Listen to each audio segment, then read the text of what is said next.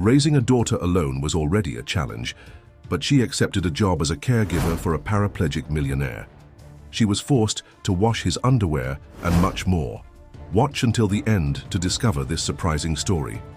Sarah Mitchell stared at the imposing iron gates of the Harrison estate, her hands trembling slightly as she clutched her worn leather purse. The morning fog wrapped around the towering mansion like a thick blanket, creating an almost otherworldly atmosphere. This wasn't how she had imagined her life would turn out, but with rent due and her daughter Emma's school fees piling up, she had no choice but to accept this position. "Remember why you're here," she whispered to herself, thinking of Emma's bright smile and the stack of unpaid bills on her kitchen counter. The ad had been clear: live-in caregiver needed for disabled employer. Excellent compensation. No experience necessary. It seemed too good to be true, and perhaps it was, but Sarah was out of options. The intercom crackled to life, making her jump. "State your business," a cold, feminine voice demanded. "If this story caught your interest, watch until the end and subscribe to the channel to receive all our exciting stories." Continuing, "I'm Sarah Mitchell. I'm here about the caregiver position. I have an appointment with Mrs. Harrison." A long pause followed before the gates slowly creaked open. Sarah walked up the winding driveway, her sensible shoes crunching on the gravel. The mansion loomed larger with each step, its Georgian architecture both beautiful and intimidating. Perfectly manicured gardens stretched in every direction, but something felt off about their pristine appearance, as if they were maintained more for show than enjoyment. The massive wooden door opened before she could knock, revealing a tall, elegant woman in her 50s. Her steel-grey hair was pulled back in a severe bun, and her expression suggested she had just tasted something unpleasant. "Mrs. Harrison," she introduced herself with a curt nod. "Follow me." Sarah trailed behind her through the mansion's interior, trying not to gawk at the obvious displays of wealth. Crystal chandeliers, priceless artworks, and antique furniture filled every room they passed. Yet despite its grandeur, the house felt cold, almost hostile. "The position is for my son, Alexander," Mrs. Harrison explained as they climbed the grand staircase. "He was involved in an accident 3 years ago that left him paralyzed from the waist down. He requires assistance with various daily tasks." Her tone became sharper. "I must warn you, he can be difficult. We've gone through several caregivers already." "I'm not easily discouraged," Sarah assured her, though her confidence wavered slightly at the woman's ominous tone. They reached a long hallway lined with security cameras, an unusual sight in a private residence. Mrs. Harrison stopped before a heavy oak door and turned to face Sarah. "My son values his privacy above all else. Whatever you see or hear within these walls stays here. Is that understood?" Sarah nodded, wondering what she was getting herself into. Mrs. Harrison opened the door, revealing a spacious study bathed in natural light from floor-to-ceiling windows. A man in a wheelchair sat with his back to them, gazing out at the grounds below. "Alexander, your new caregiver is here," Mrs. Harrison announced. The wheelchair turned slowly, and Sarah found herself looking into the most intense eyes she had ever seen. Alexander Harrison was younger than she'd expected, probably in his mid-30s, with sharp features and dark hair that fell carelessly across his forehead. He was undeniably handsome, but there was something dangerous in his expression, a hardness that made her want to take a step back. "I told you I don't need another one," he said, his voice low and controlled, yet filled with barely contained anger. "This is unnecessary."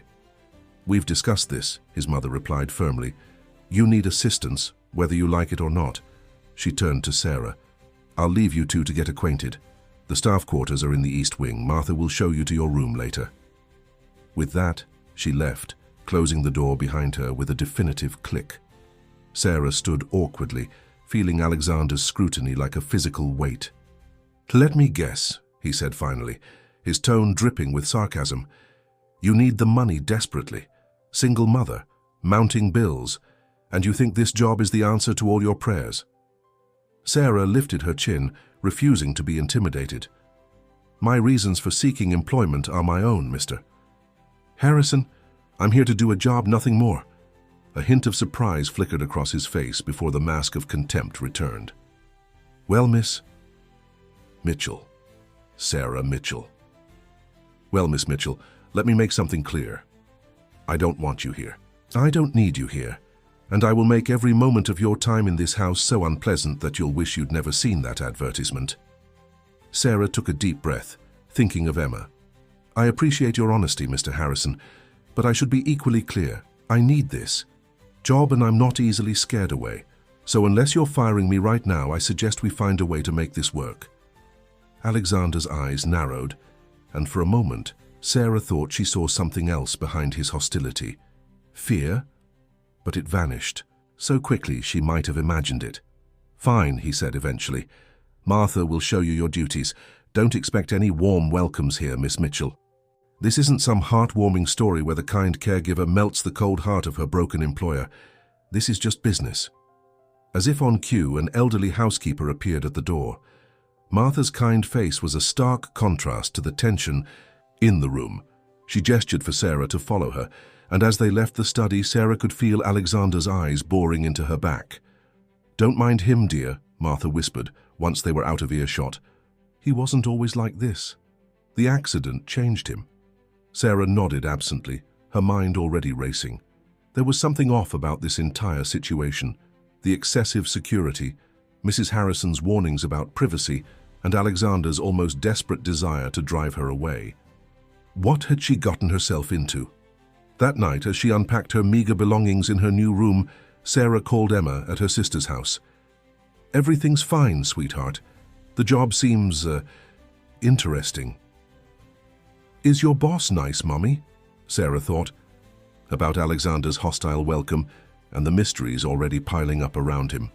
He's different, honey, but don't worry about me. I'll see you this weekend, okay? After hanging up, Sarah sat on her bed, staring out the window at the moonlit gardens below. A movement caught her eye, a figure in the shadows speaking to someone in a parked car beyond the gates. Even from this distance, she recognized Mrs. Harrison's rigid posture. The car drove away quickly, and Mrs. Harrison hurried back inside, looking around nervously. Sarah pulled the curtains closed, her heart beating faster. She had taken this job out of desperation, but now she was beginning to wonder if the salary was worth the risk. Something was very wrong in this house, and Alexander Harrison's disability seemed to be the least of its secrets. Sarah's first week at the Harrison estate proved to be even more challenging than she'd anticipated. Alexander seemed determined to make good on his promise to make her life difficult, testing her patience with increasingly demanding requests and cruel comments. Yet something about his behavior felt forced, as if he were following a script rather than acting on genuine malice. The morning routine was particularly trying. "The water's too hot," he snapped as she helped him prepare for his bath. "Are you trying to scold me, or are you just incompetent?" "I checked the temperature twice." "Mr. Harrison," Sarah replied calmly, though her hands shook slightly as she adjusted the faucet. "It's exactly as specified in your care instructions." He watched her with those penetrating eyes, searching for any sign of weakness. "The previous nurse managed just fine." "The previous nurse isn't here anymore," Sarah pointed out, meeting his gaze steadily. "And neither are the 5 before her, from what I understand. Perhaps the water temperature isn't the real issue." Something flickered across his face, surprise, perhaps even respect, before his expression hardened again. "Just do your job, Miss Mitchell, and try not to destroy anything valuable while you're at it." As she helped him with his morning routine, Sarah couldn't help but notice things that seemed out of place. The medicine cabinet was filled with prescription bottles, but many appeared untouched. Her small notebook fell from his bedside table, and as she picked it up, she caught a glimpse of hastily scrawled numbers and unfamiliar names before he snatched it away. "That's private," he growled, shoving the notebook into a drawer. "Don't you understand the meaning of personal boundaries?" "I apologize," Sarah said, but her mind was already working. Why would a man who could barely move around his own bedroom need to keep such secrets? Later that morning, while Alexander was meeting with his physical therapist, Sarah took the opportunity to explore the mansion's main floor. Martha was dusting the library shelves, and Sarah had learned that the elderly housekeeper was a valuable source of information. when she felt like sharing it. "This house has so many security cameras," Sarah commented casually. "Has there been trouble in the past?" Martha's dusting slowed. "Mrs. Harrison is protective of her son, especially since the accident." She glanced around before lowering her voice. "Though between you and me, some of those cameras weren't installed until after the last caregiver left. What happened to her?" "Nobody knows for certain. She just didn't show up one morning. Left all her things behind too." Martha's eyes darted to the doorway. "But we don't talk about that here." Before Sarah could press further, Mrs. Harrison's sharp voice cut through the air. "Martha, I need you in the study immediately." The housekeeper hurried away, leaving Sarah alone among the towering bookshelves.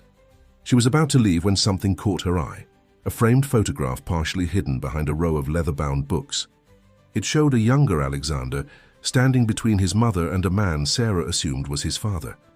But what drew her attention was the fourth person in the photo, a young woman with striking features similar to Alexander's, though her face had been scratched out with what appeared to be deliberate force.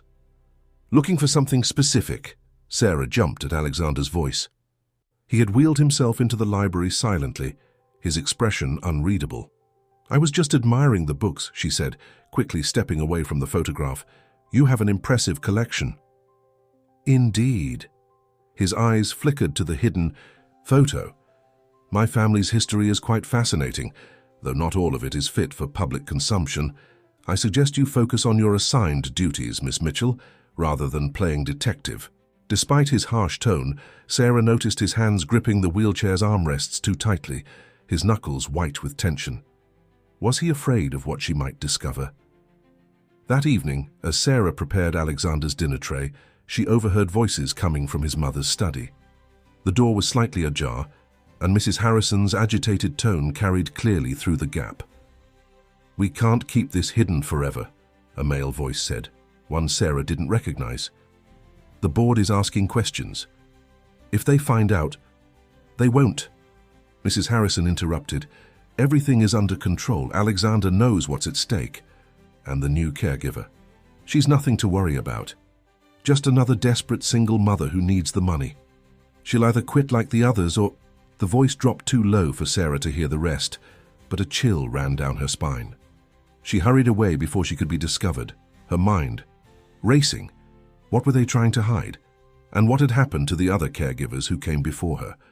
Later that night, as Sarah was helping Alexander prepare for bed, she noticed him wincing as she helped him change positions. "Are you in pain?" she asked. "I can get your medication." "No," he said sharply. Then more quietly, "The medication doesn't help anyway." "Have you told your doctor?" A bitter laugh escaped him. "My dear Miss Mitchell, you're operating under the assumption that everyone in this house has my best interests at heart. That's your first mistake." He fixed her with an intense stare. "And it might be your last, if you're not careful." "Is that a threat, Mr. Harrison?" "No," he said, suddenly looking tired. "It's a warning. One you'd be wise to heed." As Sarah left his room that night, she paused in the hallway, remembering the scratched-out face in the photograph, the whispered conversations, and the growing sense that she was walking through a maze of secrets where one wrong turn could prove disastrous. Back in her room, she called her sister to check on Emma. Her daughter's voice was a reminder of why she couldn't simply walk away, no matter how dangerous this job might become. "Mommy, I drew a picture of your new house," Emma exclaimed. "I made it really big, with towers like a castle." "That's wonderful, sweetheart," Sarah said, fighting back tears. "I can't wait to see it this weekend." After hanging up, Sarah noticed a shadow moving in the garden again. This time it was Alexander's physical therapist, having what appeared to be an intense conversation on his phone.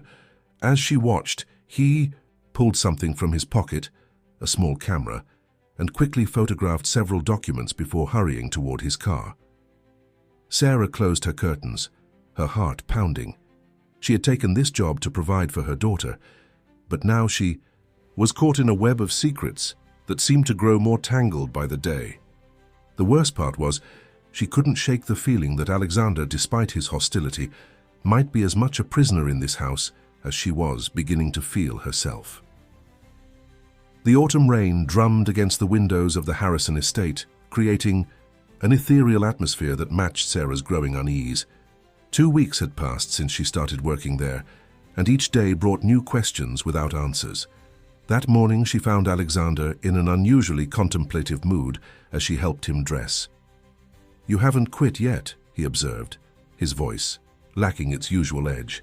"I'm beginning to think you might be more stubborn than I am." Sarah buttoned his shirt with practiced efficiency. "Disappointed that your scare tactics aren't working?" A ghost of a smile touched his lips. "On the contrary, I'm starting to think I might have underestimated you, Miss Mitchell." Their eyes met for a moment, and Sarah felt something shift in the air between them. Before she could respond, Mrs. Harrison burst into the room, her face tight with barely contained anxiety. "Alexander, the board members are here." "They're waiting in the study." She turned to Sarah with obvious distaste. "Make yourself scarce for the next few hours. I don't want you anywhere near the main floor." Sarah noticed Alexander's jaw clench at his mother's commanding tone. "She stays," he said firmly. "I might need assistance during the meeting." Mrs. Harrison's eyes narrowed. "Don't be difficult, Alexander. You know what's at stake." "Yes, Mother, I'm painfully aware." His voice dripped with sarcasm. "But since you've insisted on saddling me with a caregiver, I might as well make use of her." After his mother left, muttering under her breath, Sarah couldn't help but ask, "What was that about?" "Family business," he replied shortly, but then added, "Though I suppose you've noticed by now that family in this house is a rather complex concept." As Sarah wheeled him toward the study, she caught fragments of conversation from the gathering of well-dressed men and women inside. Words like merger, documentation, and liability drifted through the doorway. But it was the mention of Alexander's accident that made her pause. "The investigation was conclusive," one man was saying. "We can't risk—" The conversation cut off abruptly as Alexander entered. Sarah positioned his wheelchair at the head of the table, acutely aware of the hostile stares directed her way. As she turned to leave, Alexander caught her wrist, his touch surprisingly gentle. "Stay within earshot," he murmured, so quietly only she could hear. "I may need you sooner than they think." Throughout the morning, Sarah busied herself with nearby tasks, straining to hear the muffled discussions from the study. The board members' voices grew increasingly heated, though they were careful to keep their volume controlled. During a brief break, Sarah brought coffee to the room. As she set down the tray, she noticed one of the board members quickly sliding papers into his briefcase, documents bearing the same logo she'd seen the physical therapist photographing in the garden. Alexander watched the man with barely concealed contempt. "Still trying to protect the company's interests, James, or just your own?"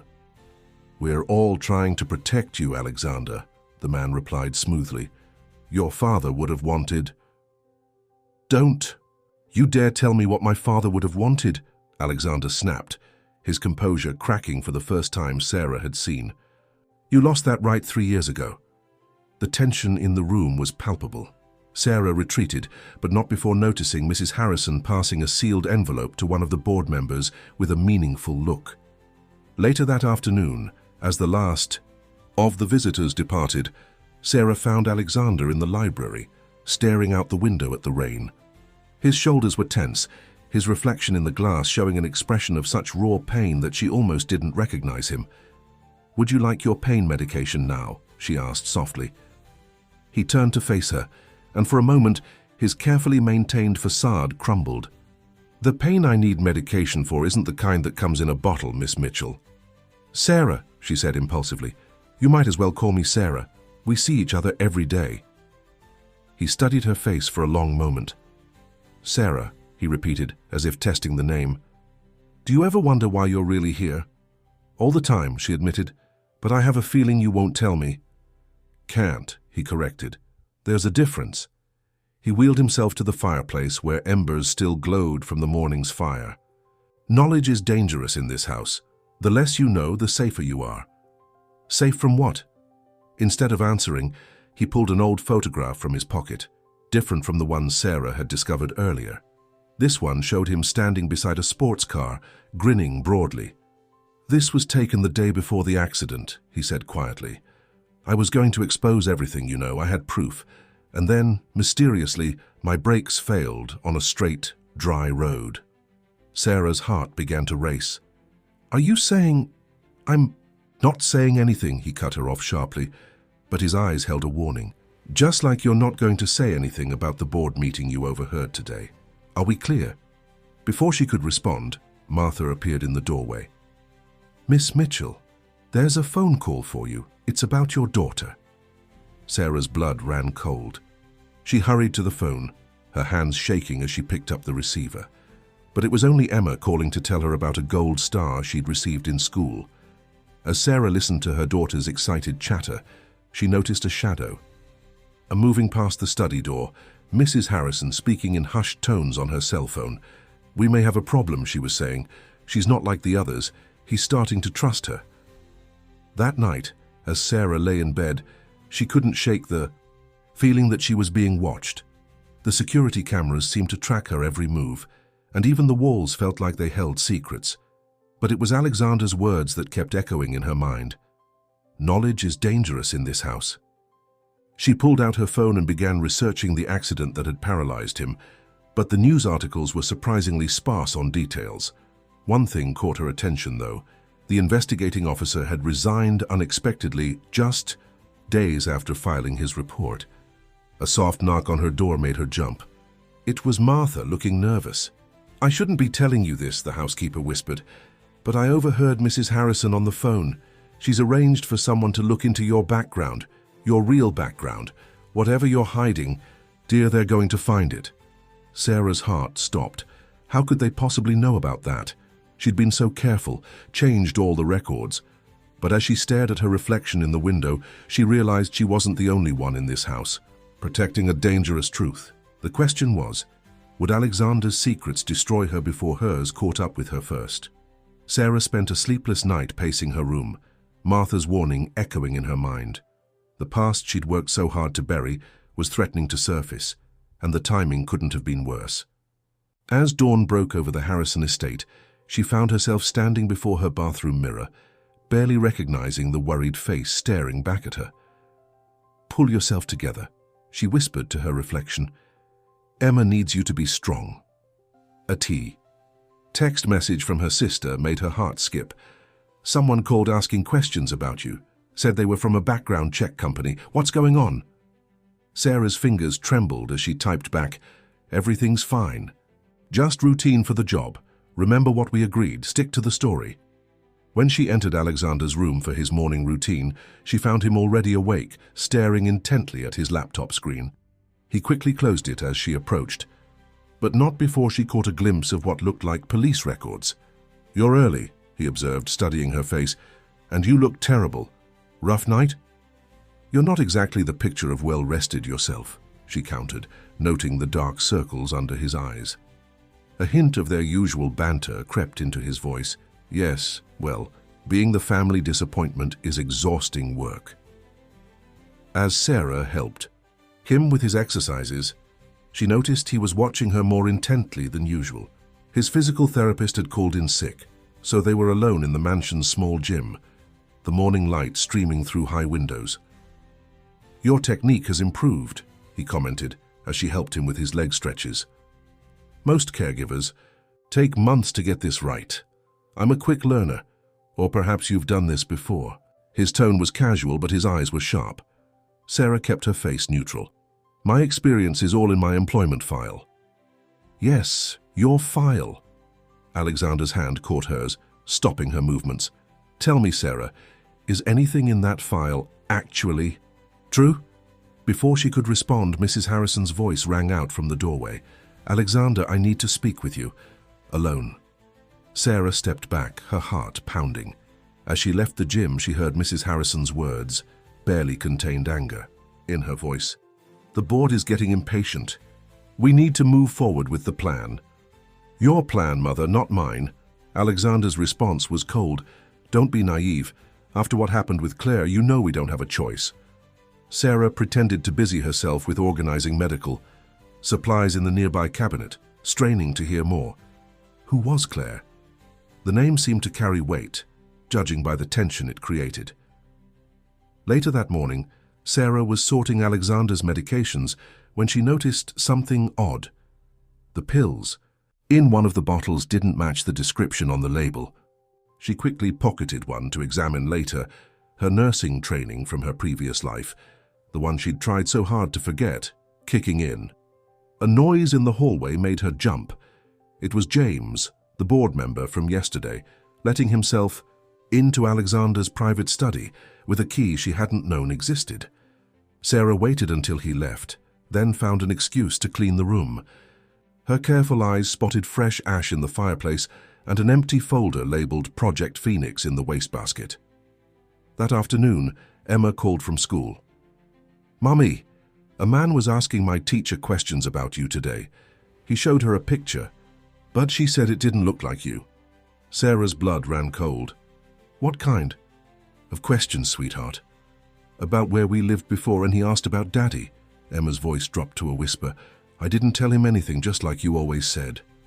"Good girl," Sarah said, fighting to keep her voice steady. "Remember, it's our special game we don't talk about before." After hanging up, Sarah leaned against the wall, trying to slow her racing heart. They were getting too close. She needed to leave, to run again, but something held her back. It wasn't just the money anymore.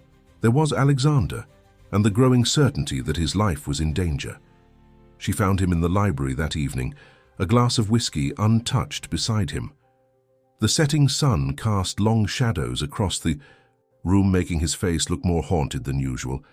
"My mother is having you investigated," he said without preamble. "I know. She'll find out everything, she always does." Sarah met his gaze steadily. "And what will she find, Mr. Harrison? That I'm not who I claim to be? Seems to me I'm not the only one in this house wearing a mask." Something shifted in his expression, recognition perhaps, or understanding. "The last person who knew my secrets ended up disappeared. The official story was that she moved abroad suddenly. The truth is, less convenient." "Claire?" Sarah guessed.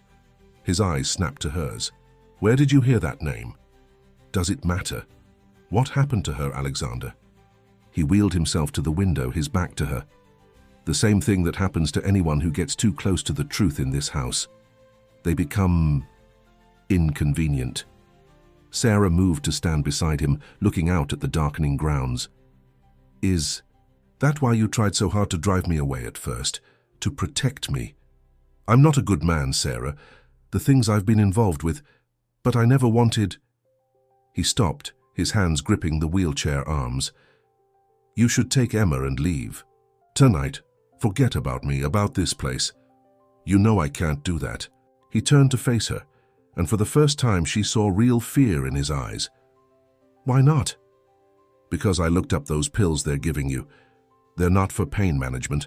Someone is slowly poisoning you, Alexander. And I think you know who." The sound of footsteps in the hallway made them both freeze. Sarah quickly stepped away from the wheelchair as Mrs. Harrison entered, her face a mask of polite concern. "Sarah, dear, I just received a most interesting phone call about your previous employment, or should I say about your time at Mercy. Hospital? Though they seem to have no record of a nurse by your name." Sarah felt the blood drain from her face. Alexander was watching her intently, but it was the triumphant gleam in Mrs. Harrison's eyes that made her stomach turn. "I think it's time we had a serious discussion about who you really are," Mrs. Harrison continued, "and why you're really here." In that moment, Sarah realized she had a choice to make. She could run again, start over somewhere new with Emma, or she could stay and face whatever was coming, not just for her own sake, but for Alexander's. Looking at him now, she knew running wasn't really an option anymore. She was already in too deep, and the thought of leaving him to face his family's machinations alone made her heart ache in a way she hadn't expected. "You're right, Mrs. Harrison," she said quietly. "It's time for the truth. But I don't think I'm the only one who needs to start being honest, am I?" The grandfather clock in the hallway struck midnight, its deep chimes echoing through the mansion as Sarah sat across from Mrs. Harrison in the study. Alexander had insisted on being present, positioning his wheelchair between them like a shield. The tension in the room was thick enough to cut with a knife. "Your real name is Sarah Collins," Mrs. Harrison began, sliding a file across the desk. "You were indeed a nurse at Mercy Hospital, but under that name. You disappeared 3 years ago, along with your daughter, after certain incidents at the hospital." Sarah's hands clenched in her lap, but she kept her voice steady. "You've done your homework." "Oh, I've only just begun." Mrs. Harrison's smile was cold. "Would you like to tell my son about the pharmaceutical trial? About what really happened to those patients?" Alexander's eyes moved between them. "Sarah." She took a deep breath. "I was working in the clinical trials unit. We were testing a new drug, something that was supposed to help patients with spinal cord injuries.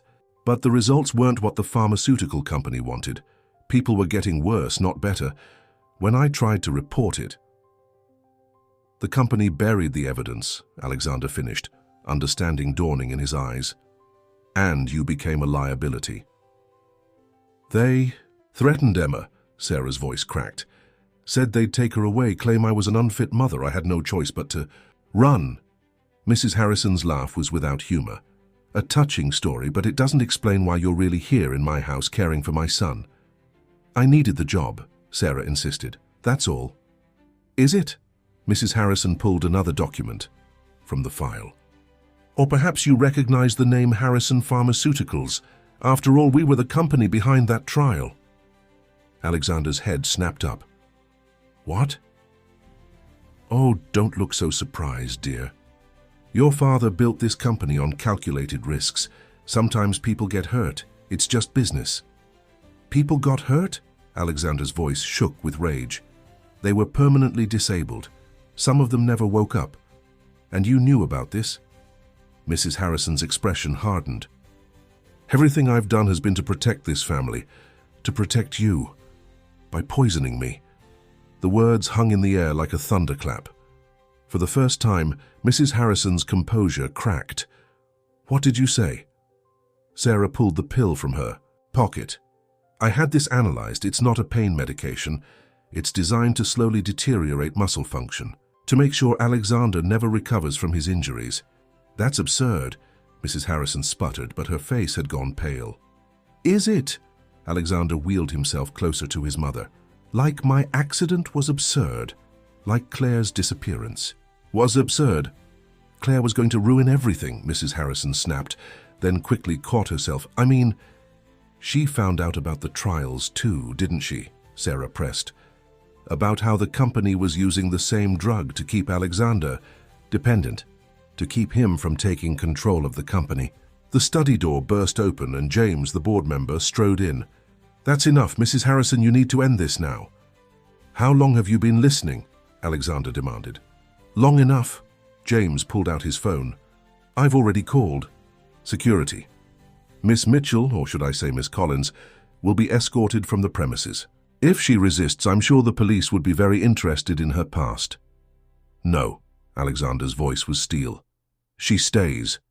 "You don't give the orders here," James sneered. "Not anymore." "Actually, I do." Alexander pulled a small recorder from his wheelchair cushion. "I've been recording everything, every conversation, every meeting, every confession, including my mother's just now." Mrs. Harrison went very still. "Alexander, think about what you're doing. This company is your inheritance. This company destroyed lives." He looked at Sarah. "It's still destroying lives." James moved suddenly, reaching for the recorder, but Sarah was faster. She grabbed it and stepped back. Years of hospital work, making her quick on her feet. "It's too late anyway," Alexander continued. "I've been sending copies of everything to a secure location. If anything happens to me or Sarah..." A commotion in the hallway interrupted him. Martha burst in, her face ashen.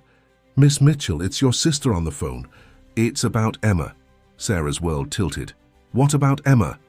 "She's gone. Someone picked her up from school, said they were sent by you." The recorder slipped from Sarah's numb fingers. Mrs. Harrison's smile returned, triumphant. "Now then, shall we discuss terms?" "Where is she?" Sarah's voice was barely a whisper. "Safe, for now." James checked his watch. Though I suggest we reach an agreement quickly. Children can be so unpredictable. Alexander reached for Sarah's hand, gripping it tightly. If you hurt her, that depends entirely on your cooperation, Mrs. Harrison cut in smoothly. Both of you. Alexander, you'll sign control of your shares over to the board. Miss Mitchell, you'll turn over every copy of evidence you've collected. Do this and Emma returns unharmed. Refuse. She let the threat hang in the air. Sarah looked at Alexander, seeing her own fear and rage reflected in his eyes. They were both trapped, and their enemies knew it. But there was something else in Alexander's expression, a determination she recognized. He gave her hand a subtle squeeze and she understood. They weren't powerless, not anymore, not together. You have 1 hour to decide, James announced, moving toward the door. Choose wisely. As they left, Sarah turned to Alexander. I can't lose her, she whispered. You won't. His voice was firm. But Sarah, there's something you need to know first. About Claire, about why she really disappeared, and about why you're the only one who can help me stop them. Outside the study window, storm clouds gathered, matching the darkness of the revelations to come. Sarah had spent 3 years running from the truth. Now, with her daughter's life at stake, she would have to face it head-on, and somehow, in Tiwa. This house of lies and betrayal, the man she'd been hired to care for had become the only person she could trust. Lightning flashed outside the study. Windows as Alexander wheeled himself to his desk, his movements urgent despite his obvious fatigue. Sarah paced the room, her mind racing with thoughts of Emma, while Martha stood guard at the door. Claire was my sister, Alexander began, pulling an old photo from his desk drawer. My twin sister, actually. Sarah stopped pacing, remembering the scratched-out face in the family photograph. The board doesn't know. They knew, everyone knew. But after what happened, my mother made sure Claire was erased from every record, every photo, every memory. His voice was thick with emotion. She was brilliant, a research scientist for Harrison Pharmaceuticals. She was developing revolutionary treatments for spinal cord injuries. The same treatments from the clinical trials? Sarah asked, pieces starting to fall into place. Alexander nodded grimly. Claire discovered something in the initial data, evidence that the company had known about severe side effects but buried the information. She was going to expose everything. He paused, his hands gripping the wheelchair arms. The night before my accident, she came to me with proof. I agreed to help her. And then your brakes failed, Sarah whispered. The accident wasn't meant for me. His eyes met hers, filled with pain. I was driving Claire's car. She was supposed to be in it that night, but we had switched vehicles at the last minute. My mother's plan backfired. Instead of silencing Claire, she paralyzed her own son. Sarah felt sick. What happened to Claire? She tried to continue the investigation to prove the accident was deliberate. But then she disappeared. Alexander's voice cracked. The official story was that she'd moved abroad, but I knew better. She would never have abandoned me, not when I was injured, not when we were so close to exposing the truth. A knock at the door made them both jump. Martha entered with a burner phone, her hands shaking. It was where you said it would be, Mr. Alexander, hidden in the garden shed. Alexander took the phone, quickly dialing a number. We don't have much time.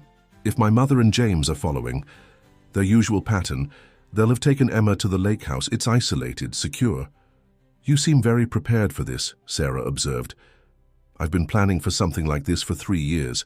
He held up the phone. Claire and I had contingency. Plans. Ways to communicate if things went wrong. This phone connects to a secure network she set up. The call connected, and a woman's voice came through the speaker, tired but alert. Alex, is it time? Sarah's heart stopped, that voice. Hello, Claire, Alexander said softly. We need your help. Claire's alive, Sarah breathed. In. Hiding, Alexander explained. Working to gather evidence, building a case against the company. She's the one who helped me document everything these past 3 years. He turned back to the phone. They've taken a little girl, Claire, Sarah's daughter. Sarah? Claire's voice sharpened. Sarah Collins from Mercy Hospital? You know me. I've been following your case since you disappeared. Your testimony about the trials could be crucial. There was typing in the background. The lake house security system is still on the network I hacked. I'm accessing it now. Yes, there's movement inside. 2 guards at the entrance. Alexander's expression hardened. James will be there too. He handles all of Mother's special projects. We have 40 minutes left, Sarah reminded them, her voice tight with fear. Listen carefully, Claire said. I'm sending you the security codes and guard rotation schedule. But Sarah, you should... Fanos, this goes beyond just Harrison Pharmaceuticals. We've uncovered a network of companies all conducting illegal trials. Your daughter was taken because you witnessed one piece of a much larger puzzle. Sarah's mind raced back to her time at Mercy Hospital, to all the patients who had suffered. How many people were involved? Board members, doctors, researchers, dozens of people who chose profit over ethics. Some of them are very powerful, with connections in law enforcement and government. Which is why we couldn't just go to the police, Alexander added. We needed irrefutable proof. And now, with your testimony and my recordings, we can bring it all down, Claire finished. But first, we need to get Emma back safely. Martha, who had been keeping watch at the window, suddenly stiffened. Cars coming up the driveway, at least 3 of them. Alexander quickly outlined their plan. Claire will disable the lake house security system at exactly 11:45. That gives us a 15-minute window while the backup generators kick in. Sarah, you'll need to get Emma out while I keep them distracted with the file transfer they want. I'm coming with you, Sarah insisted. No, he said firmly. I need you to trust me. Everything I've done, even pushing you away at first, was leading to this moment. We only have one chance to get this right. Sarah knelt beside his wheelchair, taking his hands in hers. Why didn't you tell me all this sooner? Because I needed to be sure. His eyes searched hers. My sister trusted someone once and it nearly cost her life. I had to know you were different. And now, a commotion downstairs interrupted them. Voices, footsteps, the sound of doors opening. They're here, Martha whispered. Alexander squeezed Sarah's hands. Claire will guide you through the lake house layout. Once you have Emma, take her. To the safe house. The evidence is all there, everything you'll need to protect both of you. What about you? I'll handle my mother and James. I've been playing the bitter, helpless son for 3 years. They won't expect me to fight back. His voice softened. Sarah, if anything happens... She pressed her finger to his lips, stopping his words. In the brief silence that followed, they could hear Mrs. Harrison's voice carrying up the stairs, sharp with authority. Nothing will happen, Sarah said firmly. I didn't run 3 years ago just to lose everything now. We're going to save Emma, expose the truth, and then... She hesitated. And then? The footsteps were getting closer. Sarah made a decision and leaned forward, pressing her lips to his. In a fierce, desperate kiss. When she pulled back, his eyes were wide with surprise and something else, hope maybe, or determination. And then we'll figure out the rest together, she whispered. The study door burst open. Mrs. Harrison stood in the doorway, flanked by security guards. How touching, she said coldly. But I'm afraid we're out of time now. About those terms we discussed. Sarah straightened up, keeping her hand on Alexander's shoulder. Whatever came next, they would face it together. Emma's life hung in the balance, and the truth about Harrison Pharmaceuticals was finally within reach. The storm outside grew stronger, but Sarah had never felt more certain. The time for running was over. The Harrison Lake House loomed before Sarah like a modernist fortress of glass and steel, its windows reflecting the turbulent sky above. She crouched behind a cluster of pine trees, her heart pounding as she watched the guards make their rounds. Claire's voice came through her earpiece, calm and focused. Security cameras will go dark in 3 minutes. Remember, once you're inside, you'll have exactly 15 minutes before the backup systems engage. Back at the mansion, Alexander was facing his own battle. Mrs. Harrison had assembled the board for an emergency meeting, ready to force the transfer of his shares. But he had one card left to play, one his mother never saw coming.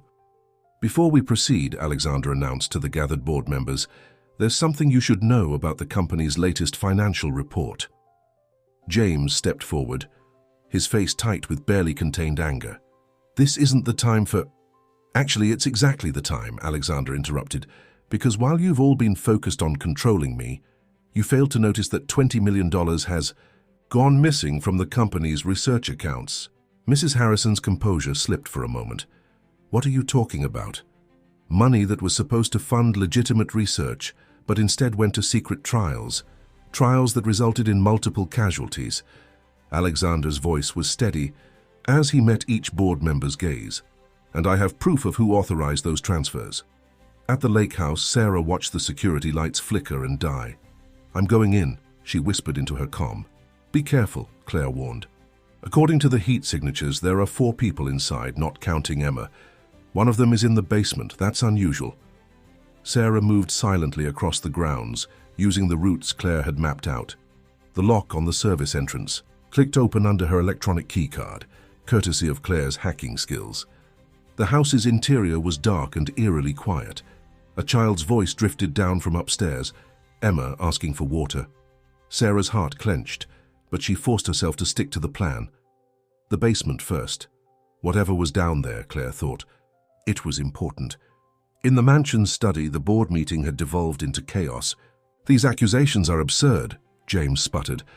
But other board members were already pulling out their phones, checking accounts, making calls. Interesting that you're so quick to deny it, Alexander said smoothly. I don't recall mentioning your name, James. Mrs. Harrison stood abruptly. This meeting is adjourned, everyone out, now. But the damage was done. Seeds of doubt had been planted, and Alexander could see the uncertainty in the board members' faces as they filed out. Only James remained, his expression murderous. You have no idea what you've done, he hissed. Actually, I do. Alexander's smile was cold. Claire says hello, by the way. Sarah crept down the basement stairs, every nerve on high alert. The space below was filled with rows of filing cabinets and a sophisticated computer setup. A figure sat at the main terminal, a woman Sarah recognized from her days at Mercy Hospital. Dr. Wilson? The woman spun around, her face pale with shock. Sarah. Collins, but you're supposed to be dead? Sarah stepped into the room. Like those trial patients, like Claire Harrison. Dr. Wilson's expression hardened. You don't understand.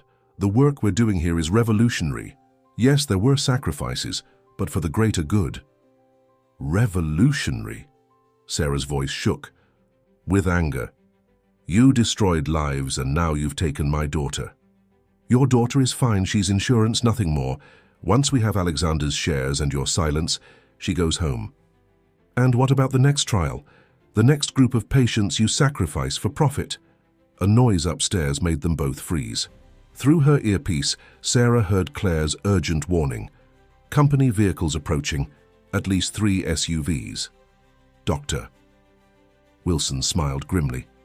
That would be the cleanup crew. Mrs. Harrison doesn't leave loose ends.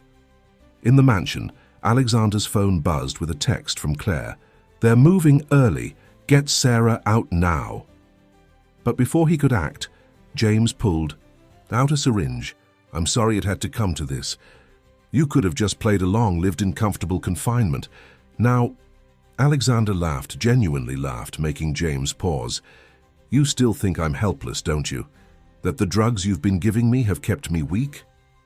What are you talking about? I haven't been taking those pills for months. Martha's been very helpful in switching them out. Alexander's hands moved to his wheelchair's arms. And physical therapy has been extremely effective.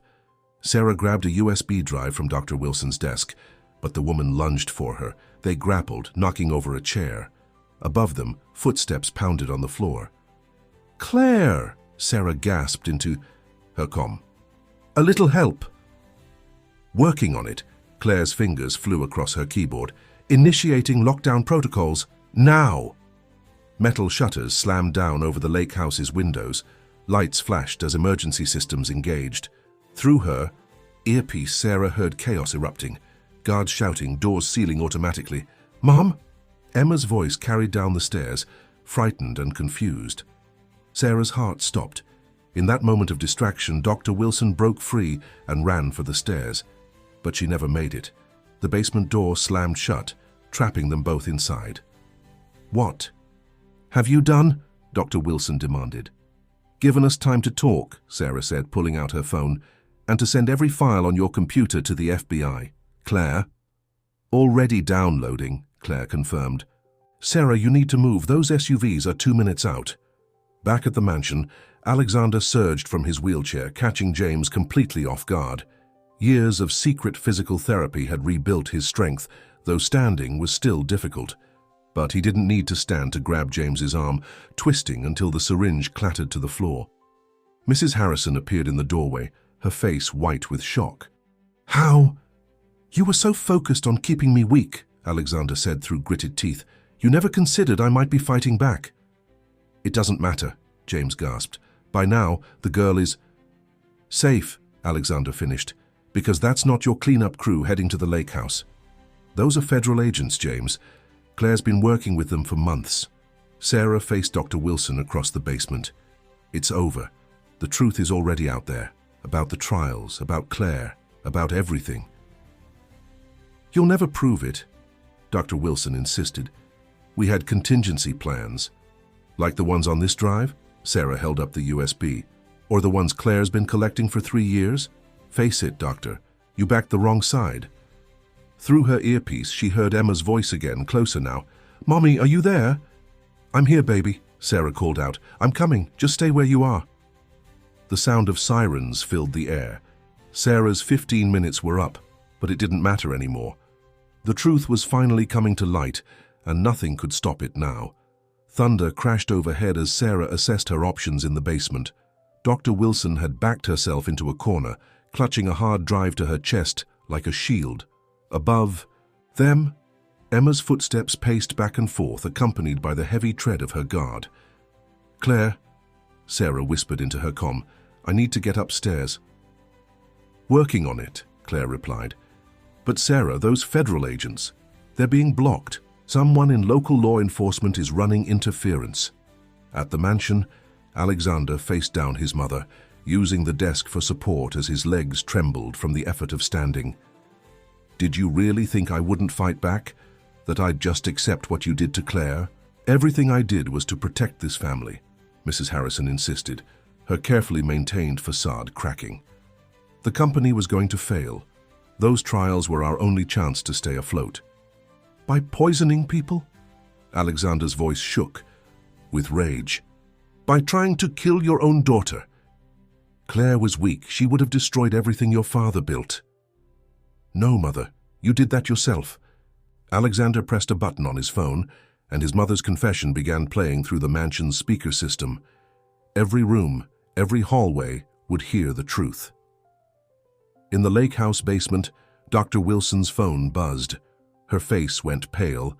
As she read the message, "This is impossible. The board, they're turning on us." "Of course they are," Sarah said. "Self-preservation is quite a motivator. No one wants to go down for corporate murder." "It wasn't murder," Dr. Wilson snapped. "We were trying to help people." "Help people?" Sarah's laugh was bitter. "Like you helped that young mother in the trials, the one who trusted you when you said the treatment was safe. Her children grew up without her because of you." A small voice called down the stairs. "Mommy?" The guard went away. Sarah's heart leaped. "Emma? Baby? Stay where you are." Dr. Wilson moved suddenly, reaching for something behind the filing cabinet. Sarah tensed, but instead of a weapon, the doctor pulled out a thick file. "Here," she said, thrusting it at Sarah. "If I'm going down, I'm not going alone. This has everything. Names, dates, board members, who knew. Even your old boss at Mercy Hospital was involved." In the mansion study, James made a desperate lunge for the wheelchair where his phone lay forgotten. Alexander intercepted him, but the effort sent him staggering. James took advantage, landing a solid punch that sent Alexander crashing into the desk. Mrs. Harrison screamed as papers went flying, including the photo of Claire that Alexander always carried. She snatched it up, staring at her daughters, face with wide eyes. "You never even asked about her," Alexander said quietly, wiping blood from his lip. Your own daughter disappears and you never once tried to find her. Because I knew, Mrs. Harrison's composure finally shattered completely. I knew she wasn't dead. Every time we got close to finding her, more evidence would leak, more trials exposed. She was working against us all along. Working for justice, Alexander corrected. Like Sarah. Sarah, James spat the name.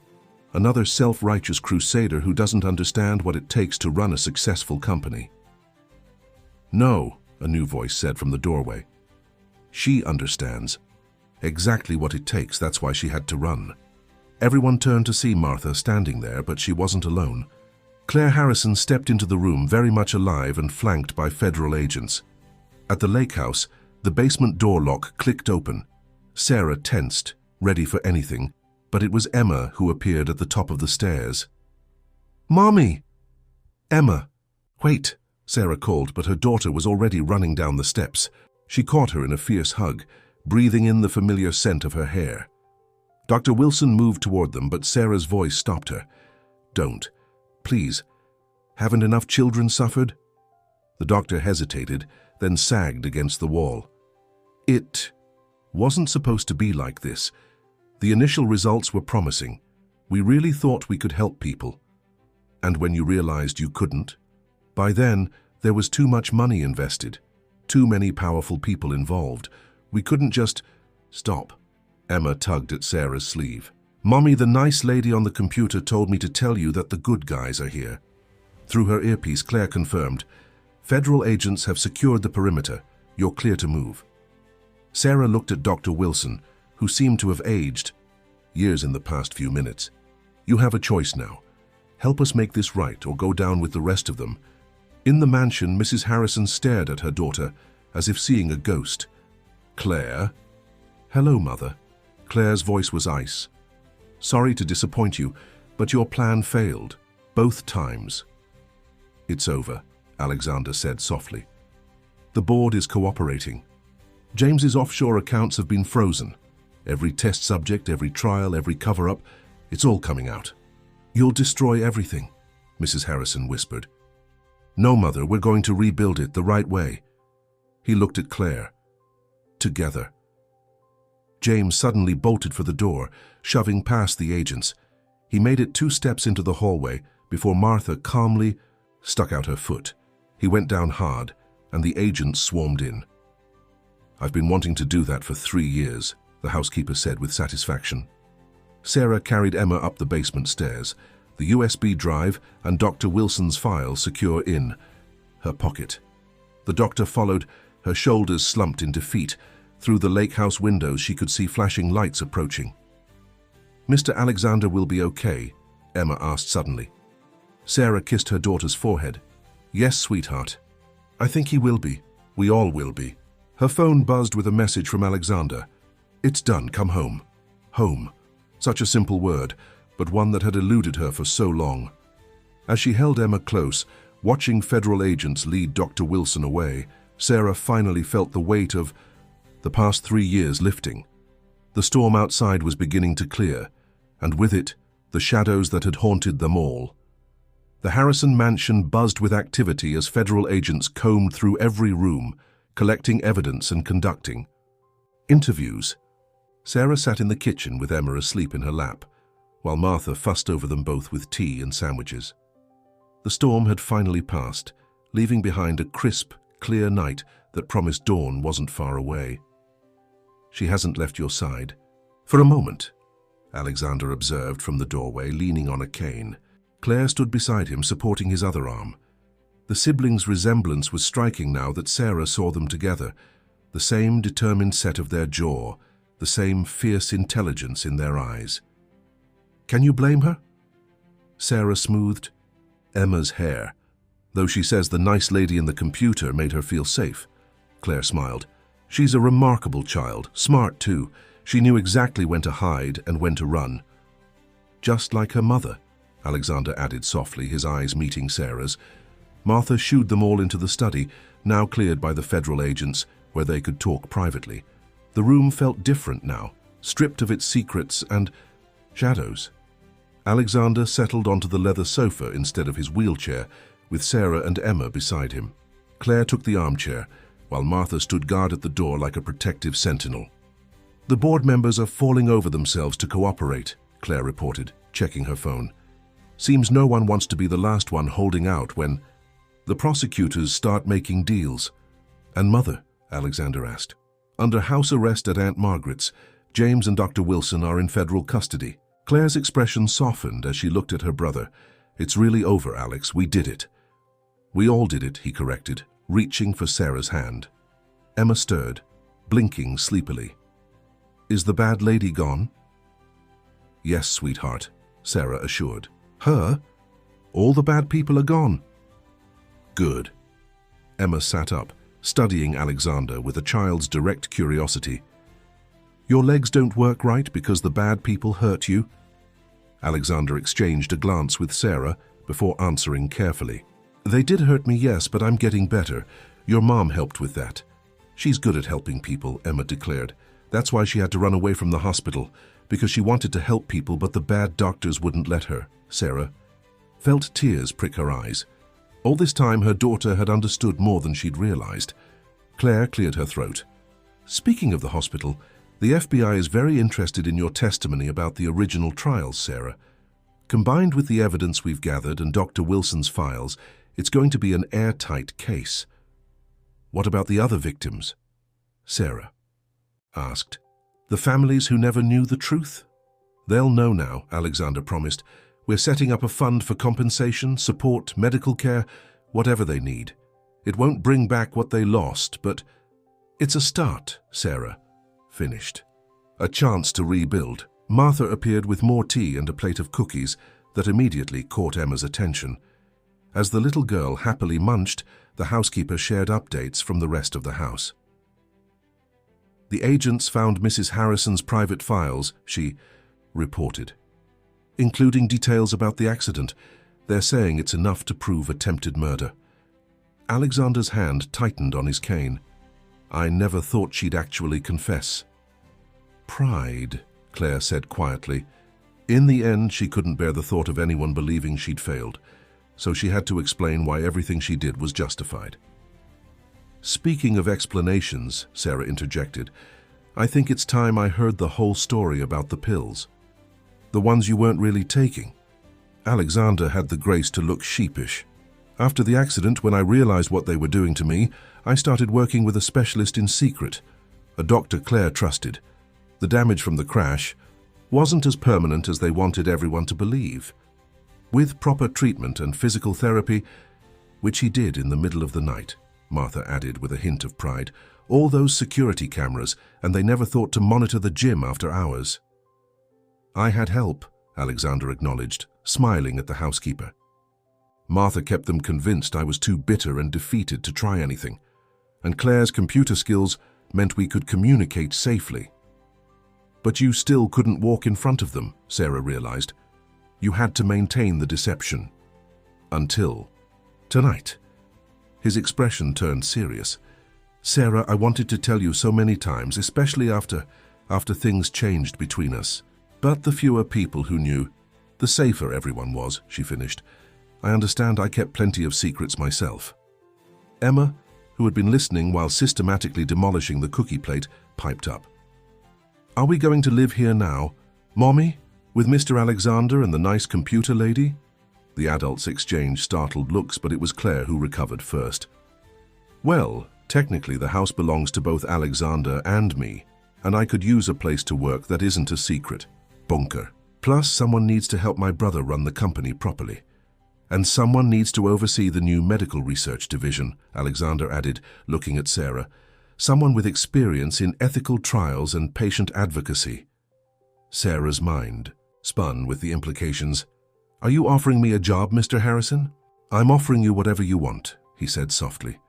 "The job, the house, a future, all of it, but only if you want it." Emma looked between them with growing excitement. "Does this mean Mr. Alexander can be my new daddy?" Emma, Sarah, felt her face flush, but Alexander just laughed, the sound free and genuine in a way she'd never heard before. "Let's start with dinner first, shall we? Once all the federal agents clear out. Speaking of which, Claire stood, gathering her things. I should go help them sort through the computer files. Martha, I might need your help identifying some of the older documents. The housekeeper followed Claire out, but not before giving Sarah a warm smile and whisking away the decimated cookie plate. Left alone with Emma dozing between them, Sarah turned to Alexander. A future, huh? Too soon? He asked, suddenly uncertain. Sarah thought about the past 3 years, running, hiding, living in fear. Then she thought about the past 3 months at the mansion, watching this man's walls come down, falling in love despite every reason not to. Not soon enough, she said, and kissed him. Outside, the first light of dawn painted the sky in shades of hope, while inside, a family began to heal. 6 weeks after the arrests, Sarah stood at the podium in Harrison Pharmaceuticals' main conference room, addressing a crowd of journalists and industry representatives. The company's new ethical research initiative was launching, and as its director, she was the face of change. 3 years ago, I witnessed firsthand how the pursuit of profit could corrupt medical research, she began, her voice steady. Today, we're establishing protocols that put patient safety first. Every trial will be transparent, every result published, regardless of outcome. In the front row, Alexander and Claire sat side by side, presenting a united front as co-CEOs. The business world had been shocked by the Harrison twins' story, one presumed paralyzed, the other long thought to be abroad. Their return to power, along with the scandal surrounding their mother, had dominated headlines for weeks. Emma sat between them, swinging her legs and drawing in a notebook. She had become the unofficial mascot of the company's reformation, her innocent presence a reminder of why their mission mattered. The little girl had adjusted to their new life with remarkable resilience, already calling the mansion home, and adopting both Harrison twins as honorary family. After the presentation, reporters swarmed with questions. Ms. Mitchell, how can the public trust Harrison Pharmaceuticals after what happened?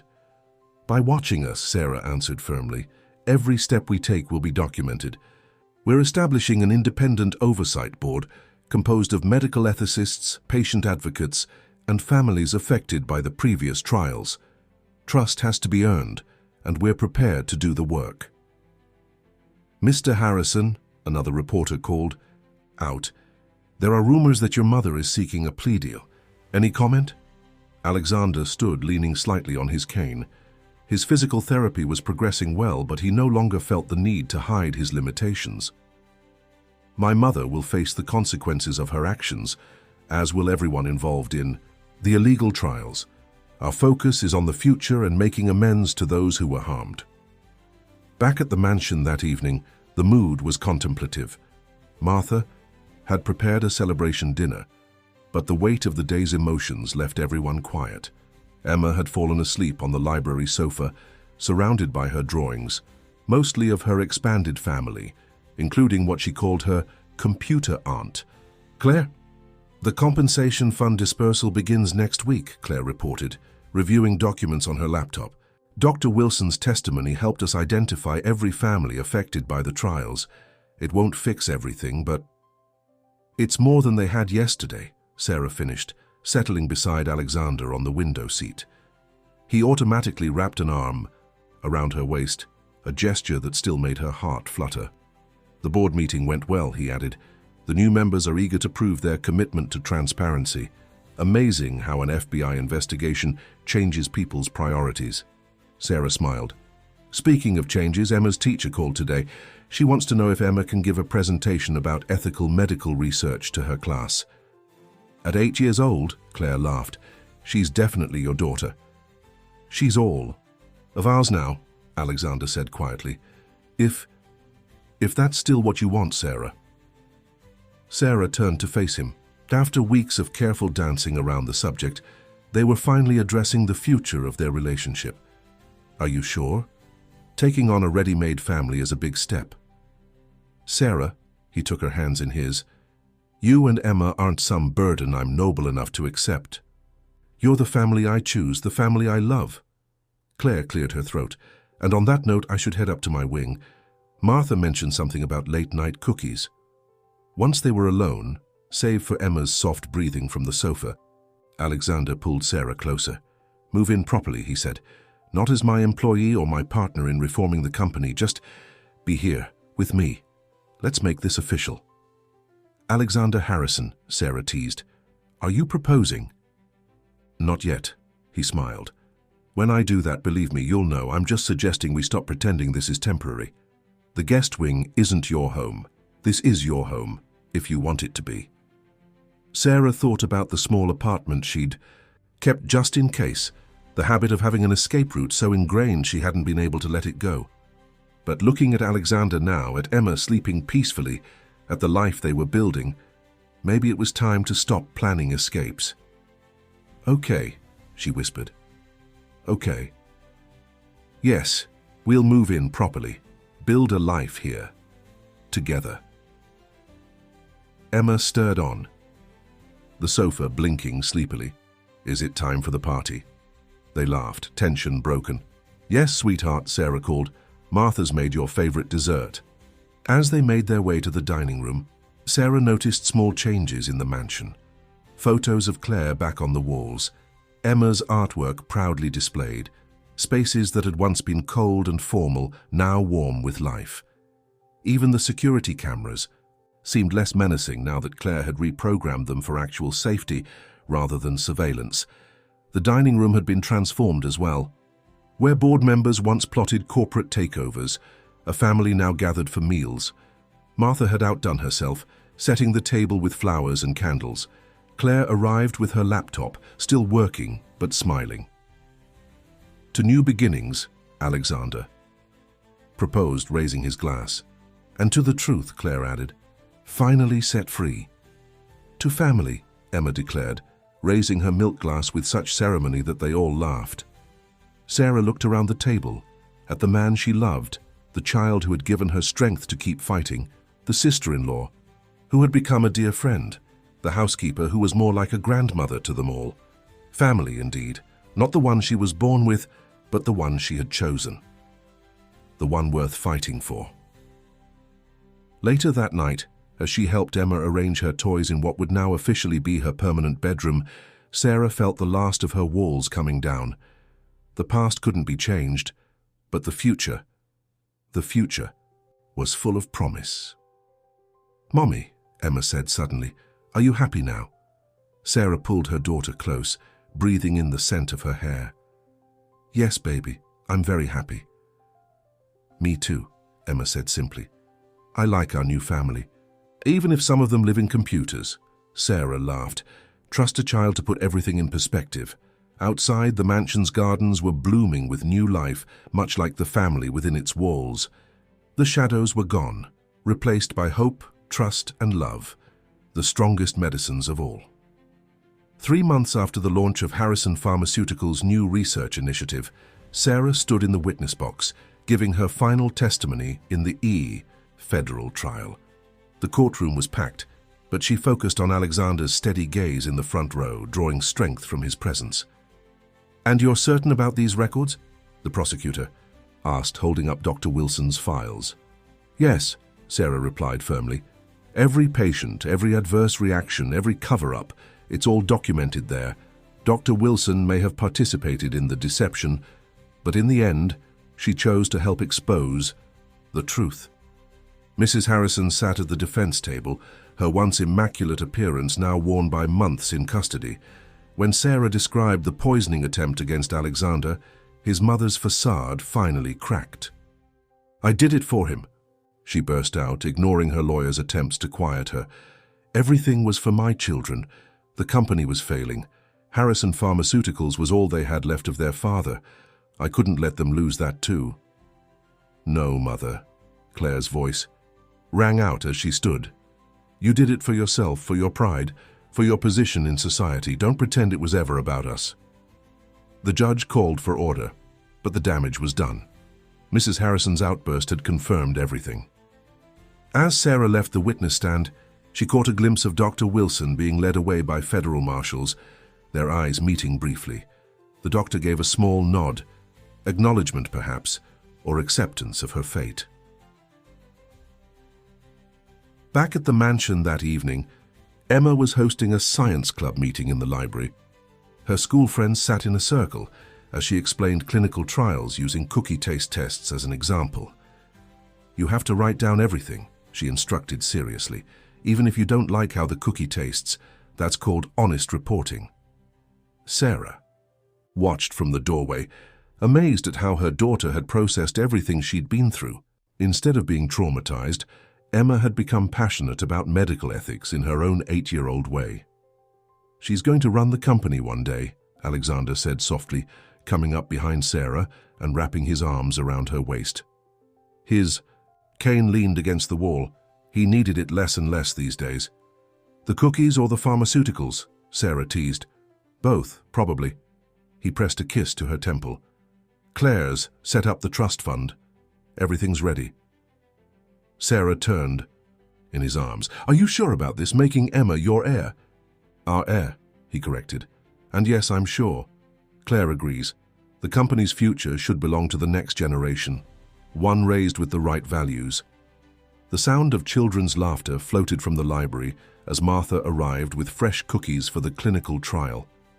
The old housekeeper had become Emma's devoted grandmother figure, spoiling her with baked goods and stories about the mansion's history. Later that night, after Emma's friends had gone home and the house had quieted, Sarah found Alexander in his study. The room had been transformed from its former fortress-like state into a warm, welcoming space. Family photos lined the walls. Real ones now, not the staged portraits his mother had preferred. The board approved the new research. "Grant program," he reported, looking up from his computer. "Full funding for scientists studying spinal cord injuries and rehabilitation. Claire's already reviewing applications." Sarah perched on the edge of his desk. "And the review board? Former trial participants and their families will have full voting rights. No more decisions made behind closed doors." He took her hand, running his thumb over her knuckles. "We're doing it, Sarah. Really changing things." "We are," she agreed. "Though I have to admit, when I first took this job, I never imagined this is where it would lead." Alexander laughed. "You mean you didn't plan on exposing a corporate conspiracy, reuniting a family and falling in love with your supposedly paralyzed employer?" "Well, when you put it that way." She leaned down to kiss him, still marveling at how natural it felt. "Speaking of falling in love, Claire's new security expert seems quite taken with her." "Poor guy doesn't stand a chance," Alexander grinned. "Though I have to admit it's nice seeing her happy, after everything she went through." A soft knock interrupted them. Emma stood in the doorway in her pajamas, clutching a stuffed molecule that Claire had custom-made for her. "Bad dream, sweetheart?" Sarah asked, opening her arms. Emma shook her head, climbing into her mother's lap. "No, just wanted to make sure everyone was still here." Alexander reached out to smooth her hair. "We're not going anywhere, Princess. Promise." "Good," Emma yawned. "Because I like our family better than the old one, except Grandma Martha. She can stay." Sarah and Alexander exchanged amused glances over her head. Out of all of them, Martha had perhaps adapted the most seamlessly to their new family dynamic, treating Emma like the grandchild she'd never had and mothering them all with equal enthusiasm. "Did you know," Emma continued sleepily, "that in science families are called support systems because they help keep everything stable?" "Is that what Ms. Chen taught you in science class?" Sarah asked. "No, Claire told me. She says families are like good experiments. They work best when everyone is honest and follows the rules." Alexander chuckled. "Leave it to my sister to turn family dynamics into a scientific principle."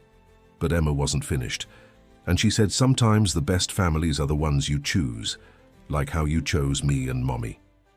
Sarah felt tears prick her eyes as Alexander reached for both of them, pulling them close. Through the study window, she could see Claire in her private office across the courtyard, working late as usual but clearly visible. No more hiding in bunkers or communicating through encrypted channels. The mansion itself seemed different, now filled with light and life instead of shadows and secrets. Even the ivy that had once made the walls look oppressive was being trained into elegant patterns, transforming the Gothic exterior into something more welcoming. "Time for bed. Little scientist?" Sarah said softly, noticing Emma's eyes drooping. But as they moved to leave the study, Emma had one more question. "When are you and Mr. Alexander getting married?"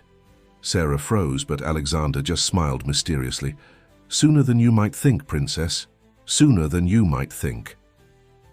The Harrison Mansion's gardens bloomed with white roses and lilies, their fragrance filling the warm spring air. 1 year to the day since Sarah had first walked through the iron gates, the estate was transformed for a celebration of love and new beginnings. Emma darted between the guests in her flower girl dress, her scientific clipboard temporarily replaced with a basket of rose petals. Claire, elegant in her maid-of-honor gown, directed the final preparations with her usual efficiency, though her attention kept straying to her security expert, David, who had proved himself worthy of her trust over the past months. In the mansion's East Wing, Sarah stood before a full-length mirror, hardly recognizing herself in the flowing white gown. Martha fussed with the veil, tears in her eyes. "Never thought I'd see this house filled with so much joy again," the housekeeper said, adjusting the delicate lace. "You brought the light back, dear. Both of you did." A knock at the door revealed Claire, looking uncharacteristically emotional. "The prosecutor's office sent this." She handed Sarah an envelope. "Mrs. Harrison signed the final confession. It's really over." Sarah set the envelope aside, unopened. Today wasn't about the past. It was about the future they had fought so hard to build. "How's your brother holding up?" "Nervous as a teenager on his first date," Claire laughed. "Though his physical therapist says he might not need the cane at all soon. He's determined to walk you down the aisle unassisted." Emma burst in, rose petals still clinging to her hair. "Mommy, Uncle David said the special surprise is ready." The special surprise had been a joint project between Claire's security team and the Children's Science Club Emma had started at school. Sarah had been kept in the dark about the details, but the excited gleam in her daughter's eyes suggested something spectacular. "Almost time," Martha announced, checking her watch. "Claire, dear, you should check on your brother. Make sure he hasn't worked himself into a state." In his old study, now converted into a comfortable family room, Alexander paced slowly but steadily, his cane propped forgotten in a corner. The room's transformation mirrored his own. Gone were the imposing dark furnishings and heavy curtains, replaced by comfortable sofas and bright, airy spaces where Emma did her homework while he and Sarah worked. "The guests are seated," Claire reported, entering with David, "and Emma's surprise is ready to go." Alexander smiled, remembering how enthusiastically his niece, soon to be officially his daughter, had planned her contribution to the wedding. "Everything else?" "All set," David confirmed. "Security's tight but discreet, though I doubt even the most determined reporter would try anything today. Your family's reputation has done quite a turnaround this past year." It was true. Harrison Pharmaceuticals had become a model of corporate responsibility, its ethical research initiatives drawing praise from industry experts and patient advocates alike. The compensation fund had helped dozens of families affected by the old trials, and the new medical research grants were already showing promising results. "Hard to believe how much has changed," Claire mused, straightening her brother's tie. "A year ago we were hiding from our own family, and now we have a real one," Alexander finished. He hugged his sister tight. "Thank you for everything." The garden ceremony was intimate but joyful. Alexander walked steadily down the aisle to take his place under an arch of roses, his progress watched by tearful guests who remembered his supposed paralysis. When the music changed and Sarah appeared, his breath caught. She walked toward him between rows of smiling faces, employees whose jobs she'd helped save, families who had found justice through her testimony, friends who had supported their journey.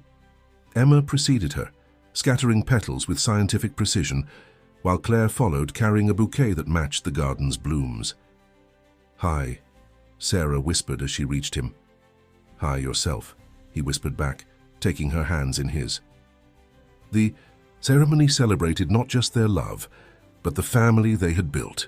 Emma stood proudly as Alexander officially signed the adoption papers, making their family legally what it had been in their hearts for months.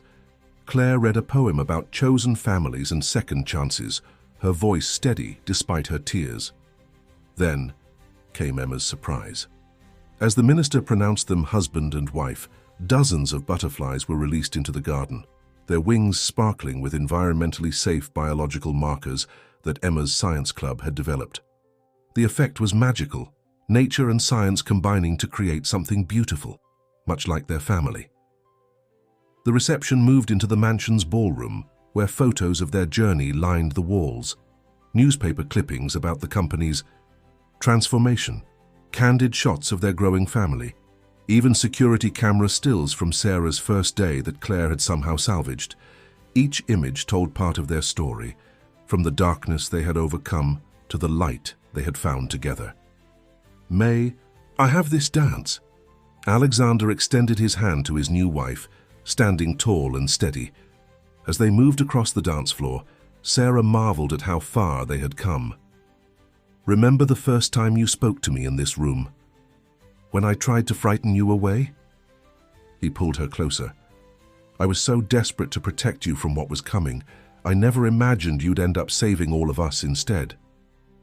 "We saved each other," she corrected.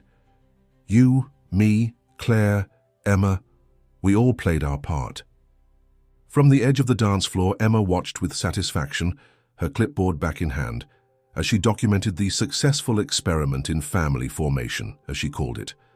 Claire and David swayed nearby, while Martha wiped tears as she directed the catering staff. Later, as the sun set and the garden lights twinkled like stars, the family gathered on the mansion's terrace. Emma had fallen asleep on a cushioned bench, her scientist's notes clutched to her chest. Claire and David talked softly by the railing, their hands linked. Martha hummed to herself as she arranged leftover flowers in vases. "Happy?" Alexander asked, wrapping his arms around Sarah from behind. She leaned back against him, watching the people she loved most in the world. "More than I ever thought possible." Inside the ballroom, their wedding guests celebrated love's triumph over darkness. But out here in the quiet evening air, Sarah thought about the journey that had brought them to this moment. She had taken a job out of desperation, expecting to find only hardship. Instead, she had found a family, a purpose, and a love strong, enough to heal even the deepest wounds. "What are you thinking about?" Alexander asked softly. Sarah turned in his arms, looking up at the man who had gone from her antagonist to her soulmate. "About how sometimes the hardest choices lead us exactly where we're meant to be." He kissed her then, slow and sweet, as the garden's roses released their fragrance into the night air. Behind them, Emma stirred just enough to mumble, "The experiment was successful." Claire laughed softly. "I'd say it was more than successful, wouldn't you, David?" "Definitely," he agreed, pulling her closer. Martha appeared with champagne for the adults and sparkling cider for a now-awake Emma. "To the bride and groom," she proposed. "To family," Claire added. "To love," David smiled. "To science." Emma chimed in, making them all laugh. "To all of it," Sarah said, looking around at her beautiful, unconventional, perfect family. "To every choice and chance that brought us here." "To us," Alexander said simply, and they all raised their glasses. As the stars came out above the mansion that had once held so many secrets but now held only love, Emma yawned and snuggled between her parents, her scientist's heart satisfied with the results of her greatest experiment yet, the creation of a family built on truth, trust, and love. As Sarah looked at her husband and daughter, she knew that some hypotheses didn't need testing. Some things you just knew in your heart were true. The Harrison mansion stood proud against the night sky, its windows glowing with warmth and welcome. No more shadows, no more secrets, no more fear. Just a home, filled with love and laughter and the promise of countless, happy tomorrows to come.